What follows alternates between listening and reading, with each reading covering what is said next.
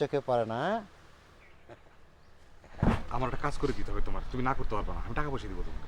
ছে বাচ্চা ভাই, আপনি মেম্বারের ছেলে, আপনি ফেরিওয়ালার হাত ধরেছেন, লোকে দেখলে খারাপ বলবে, ছাড়েন। আমি ব্যাপারীর বউরে ভালোবেসে ফেলাইছি। আমি নানিকে ছাড়া বাঁচবো না, আমি তার একটা দেশান্তরী হবো। হবে হবে হবে, তবে ওই যে কথায় আছে না, সবুরে মেয়া ফলে। কবে হবে? হবে, তবে শক্ত কাজ, টাইম লাগবে, তবে আমার উপর একটু ভরসা রাখেন। আসি ভাই। লাগবে আলতা স্নো চুরি পাউডার, মা বন্ধের ঝুনঝুনি আর পায়ের মাল লাগবে। লাগবে আলতা স্নো চুরি।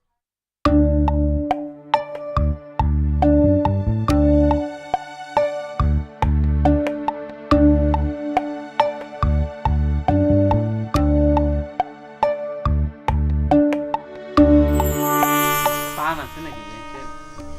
জি, খাবেন নাকি? একটু বেশি করে দিন, ওই ঠোঁট দুটো যেন আপনার মতো লাল করতে পারি। কি যে বলেন না।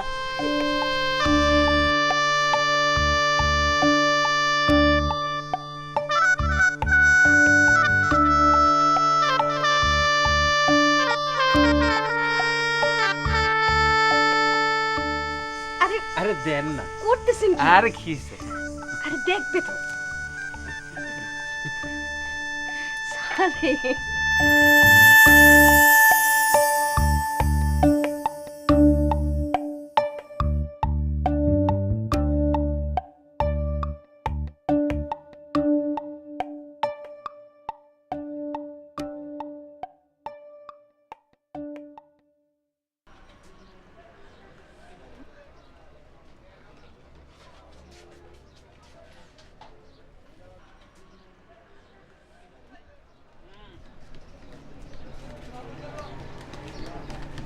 কি আসবো, কিরাম আছো? জি আল্লাহর মর্জি ভালোই আছি। আপনি কেমন আছে? এই আল্লাহ রাখছে এখন। তা কোন দিকে যাচ্ছিলেন? তোমার পর্যন্তই ও, একটু আচ্ছা। কথা ছিল। জি জি বসেন। না বসবো, কিন্তু আমার ম্যানেজার খুব ভালো ছেলে। না ছেলে তো ভালোই, তো এই সবার সামনে সব কথা কওয়া যায় না। এর সিদ্দিক মিয়া, জি তুমি একটু ঘুরে আসো।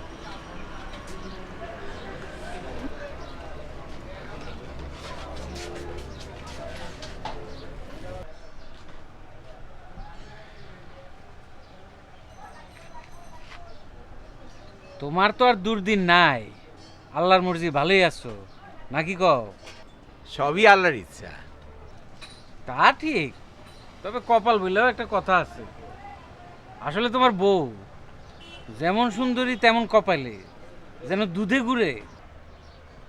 আসল কথা কন। না ওই আমার তো কোনো কিছুর অভাব নাই, আর আমার এই সব কিছুর মালিক আমার ছেলে বাদশা। হ্যাঁ তা তো ঠিকই, আপনার পরে তো সম্পত্তির মালিক বাদশাহী। তাই বলছিলাম, তোমার মেয়ের সাথে যদি আমার ছেলের বিয়ে দেই, তাহলে মনে হয় মানাবি ভালো, কি কও? কিছু মনে করি না ভাইজান, আমি জানুয়ারি আর একটু পরে ফেস আসছি। আমি এখন ওর বিয়ের কথা ভাবতেছি না। পড়াবাসে তো ভালো কথা, কথাবার্তা পাকা হয়ে থাক, সময় সুযোগ বুঝে কাজটা সারা যাবে। না ভাইজান, আমি আপনার কথা দিতে চাচ্ছি না।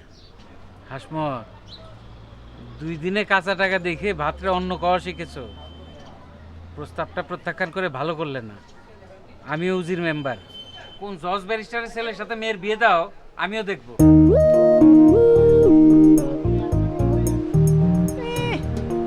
ভয় দেখাও, টাকা থাকলে ইজ্জত পাওয়া যায় না, ইজ্জত অর্জন করতে হয়।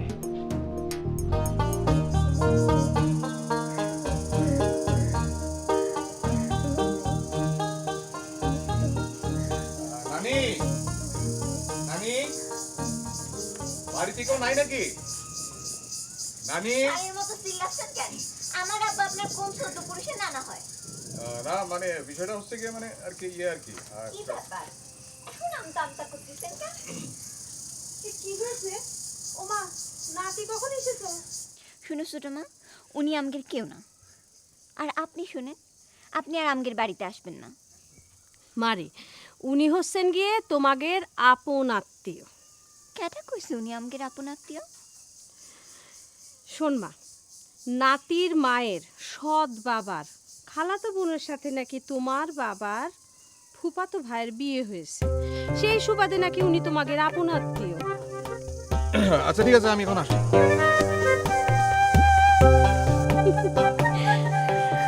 এইভাবে মানুষটারে তাড়াই দিলে শোনো ছোট মা, এরা বাপ বেটায় কেউই না সুবিধার না, তুমি এগুলো বেশি পাত্তা দিবা না। তারপর বাড়িতে কেউ আসতে পারে এরকম করে? চলো।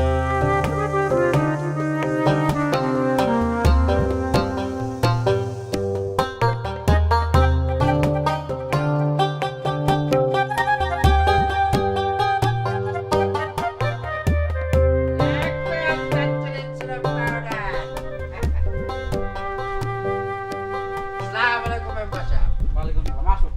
তোমার কথাই ভাবতেছি। এই চেয়ারটা টেনে বসো।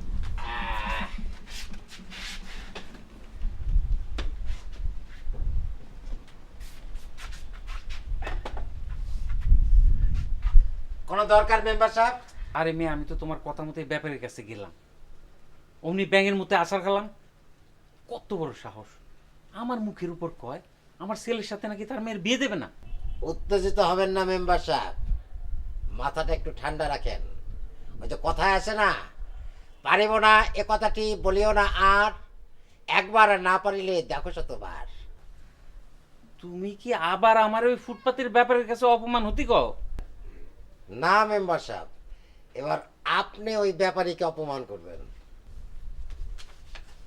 কেমনে? ব্যাপারীর আড়তের ম্যানেজার প্রত্যেকদিন রাতে তার মেয়ে জানুকে পড়াইতে আসে। আপনি পারলে এই সুযোগটা কাজে লাগান। ব্যাপারী 2 টাকার মোরগ হয়ে পাহাড়ে উঠে বাঘ দাও, আমার সাথে টক্কর। আমার মুখে চুনকালি মাখায় যদি গ্রাম ছাড়া না করতে পারি, তাহলে আমার নামই মেম্বার না।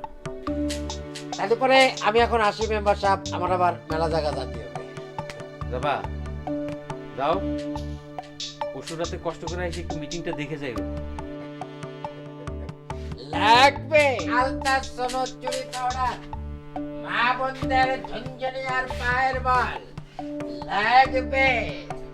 লাগবে আলতা সোনো চুরি পাউডার, ঝুনঝুনি আর পায়ের বল, মা বোনদের নানা জিনিস আসল জিনিস পেয়ে যাবে। লাগবে।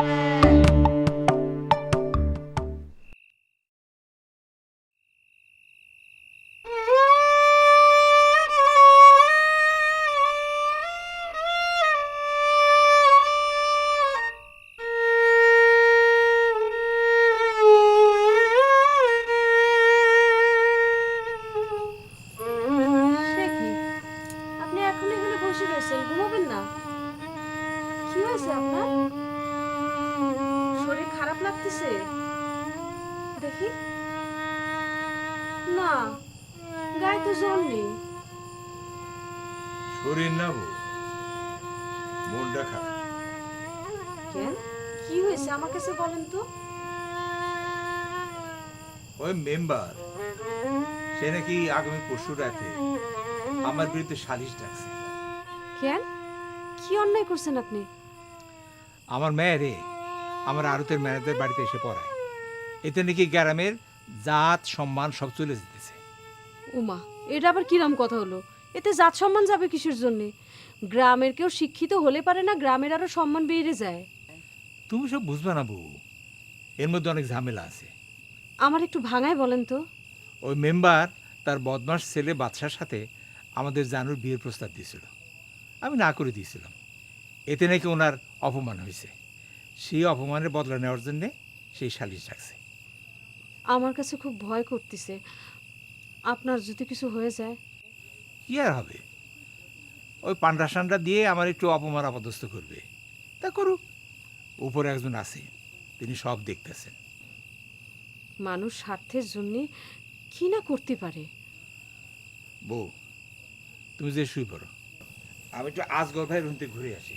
সাবধানে যেন। হ্যাঁ ঠিক আছে।